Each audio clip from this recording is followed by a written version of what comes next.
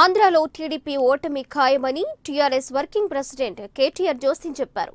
సార్వత్రిక ఎన్నికల్లో చంద్రబాబును ప్రజలు ఇంటికి పంపేందుకు సిద్ధమయ్యారని, ఓటమి భయంతోనే చంద్రబాబు కేసీఆర్ను తలుచుకుంటున్నారని ఎద్దేవా చేశారు. ఆయన కేసీఆర్ తన కింద పనిచేశారని చెప్పుకుంటున్న చంద్రబాబు గతంలో కాంగ్రెస్ పార్టీ ముఖ్యమంత్రుల కింద పనిచేయలేదా అని ప్రశ్నించారు.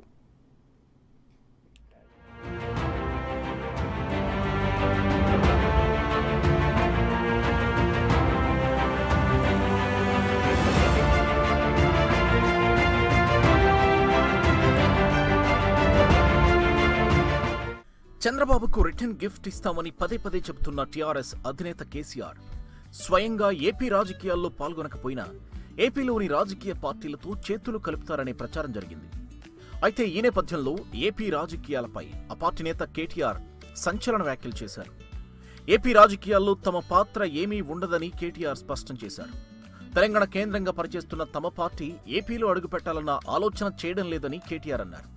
ఏపీలో ఎవరిని గెలిపించాలో ఎవరిని ఓడించాలో అక్కడి ప్రజలే నిర్ణయిస్తారని చెప్పారు. సీఎం చంద్రబాబు 5 ఏళ్ల పాలనలో చేసింది చెప్పుకోలేకపోతున్నారని, చేసింది చెప్పుకోలేకే ఆయన తమపై నిందలు వేస్తున్నారని కేటీఆర్ ధ్వజమెత్తారు.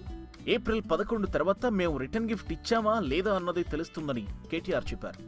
మరోవైపు కేసీఆర్ తన కింద పనిచేశారని చంద్రబాబు అనడం ఆయన అహంభావానికి నిదర్శనమన్నారు.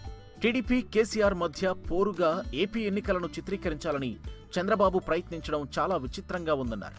చంద్రబాబు కాంగ్రెస్ లో ఉన్నప్పుడు అప్పటి సీఎంల కింద పనిచేశారా అంటూ కేటీఆర్ ప్రశ్నించారు. తాజా వ్యాఖ్యలతో ఏపీ రాజకీయాలపై తమ పాత్ర లేదని టీఆర్ఎస్ పార్టీ బహిరంగంగా ప్రకటించిన వైసీపీకి పరోక్షంగా మద్దతు ఇస్తుందని టీడీపీ శ్రేణులు భావిస్తున్నాయి.